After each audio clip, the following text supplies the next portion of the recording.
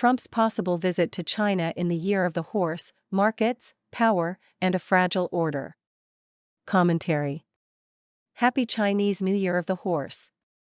The horse symbolizes speed, strength, and decisive forward movement. Yet in today's geopolitical landscape, speed without discipline can destabilize fragile balances.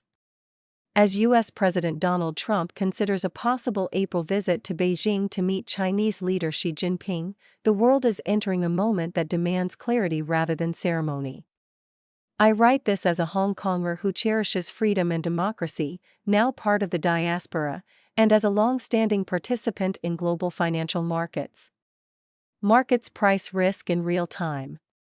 Political miscalculation translates into financial volatility almost instantly. A single misjudged speech, military maneuver, or ill-timed sanction can reverberate across currencies, commodities, and equity markets within seconds. But beyond capital flows lies something deeper, the defense of democratic values that once defined Hong Kong, and the lens through which I now see global events. This visit, if it happens, will not be symbolic. It will be structural, and its consequences could prove contagious. From 2017 engagement to structural rivalry. Trump's first major engagement with Xi in 2017 was carefully prepared.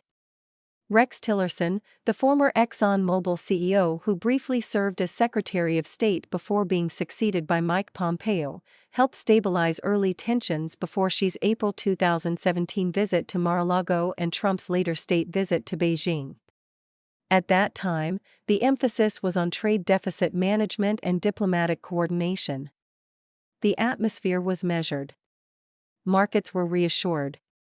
Xi himself had earlier experienced America firsthand during his 1985 agricultural visit to Iowa, a brief but symbolic exposure that gave him a glimpse of American society long before he became China's top leader. Yet the context today is profoundly different. Engagement has evolved into institutionalized competition. The language of partnership has given way to the language of strategic rivalry. Trade deficit, the economic core of the tension. At the center of U.S.-China friction remains the persistent goods trade deficit. In 2024, the United States recorded a deficit of approximately $295 billion, importing roughly $438 billion in goods while exporting around $143 billion to China. This imbalance reflects decades of industrial integration and supply chain interdependence. It also reflects domestic political pressure within the United States to restore manufacturing competitiveness and reduce strategic vulnerability.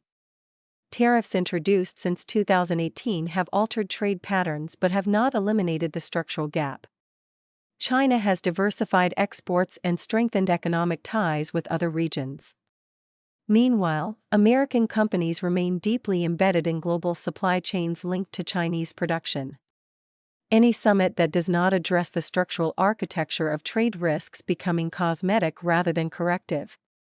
A broader strategic alignment. Since 2017, the Chinese regime has strengthened close ties, economically and militarily, with Russia, reinforced strategic coordination with Iran, and maintained engagement with North Korea. While not a formal treaty alliance, this convergence functions as a loose strategic axis that complicates Western leverage and broadens Beijing's maneuvering space. History offers caution, but not simplistic analogy. China today is not the Soviet Union of the late 1980s. The Soviet Union, before its 1991 collapse, was economically stagnant, technologically lagging, and relatively isolated from global trade.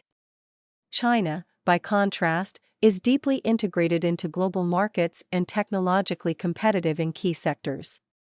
Yet one structural lesson from the Soviet experience remains relevant: highly centralized political systems, when confronted simultaneously by internal pressure and sustained external confrontation, can narrow decision-making channels.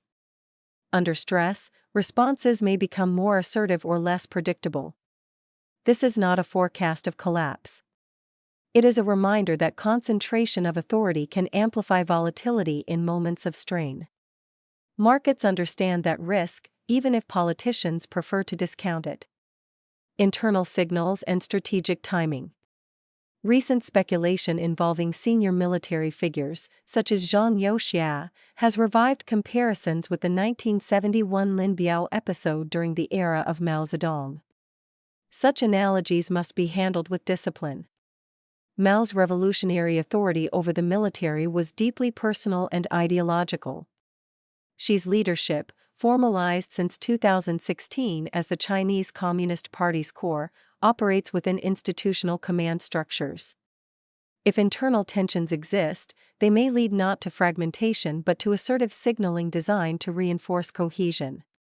That possibility should be factored into the timing of diplomacy. A high-level visit amid ambiguous internal signals requires careful risk assessment.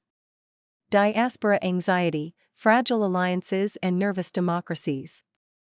For Hong Kongers who cherish democratic freedoms, another concern looms: the apparent fragility of Western unity. The expansion of a mega-Chinese consulate project abroad, and ongoing economic overtures between Beijing and Western capitals, have raised eyebrows among diaspora communities.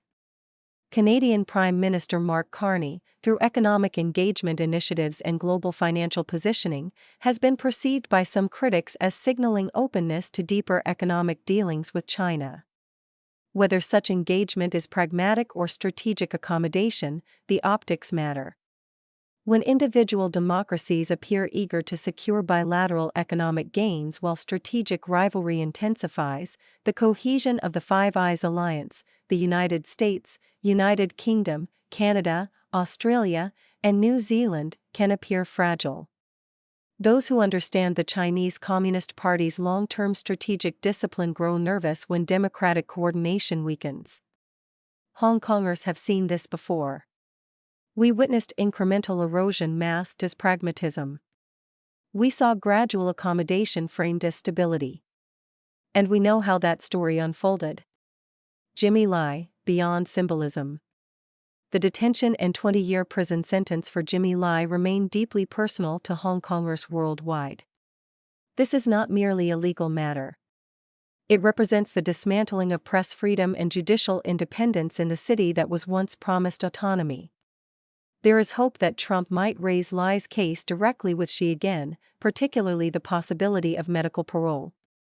The issue has been referenced in statements by U.S. Secretary of State Marco Rubio, underscoring its diplomatic importance. But hope must be grounded in leverage. Rhetoric without strategic integration produces little change. If addressed meaningfully, it must be woven into the broader negotiation framework. For the diaspora, this is a test of seriousness. Taiwan, the balance that holds the region. Taiwan remains central to regional stability simply by existing as it is, a functioning democracy with strategic geography and global semiconductor dominance. Whether she would take calculated risks involving military action remains a subject of debate among strategists. Some argue deterrence remains robust. Others caution that long-term ambition combined with internal pressure could alter calculations. For markets and democracies alike, equilibrium in the Taiwan Strait is indispensable. Disruption would reverberate across global supply chains and financial systems. Conclusion: discipline in a fragile order. The Year of the Horse calls for decisiveness. But in an era of structural rivalry, decisiveness must be anchored in discipline. As a Hong Konger in the diaspora and a veteran of global financial markets, I see this potential visit not as a ceremony but as a strategic inflection point that demands economic realism, strategic clarity, and moral coherence. Markets respond in seconds. History judges over decades. In a fragile global order, equilibrium is never automatic, it is sustained only by deliberate choices. If this visit proceeds, it must be guided not by optics but by balance.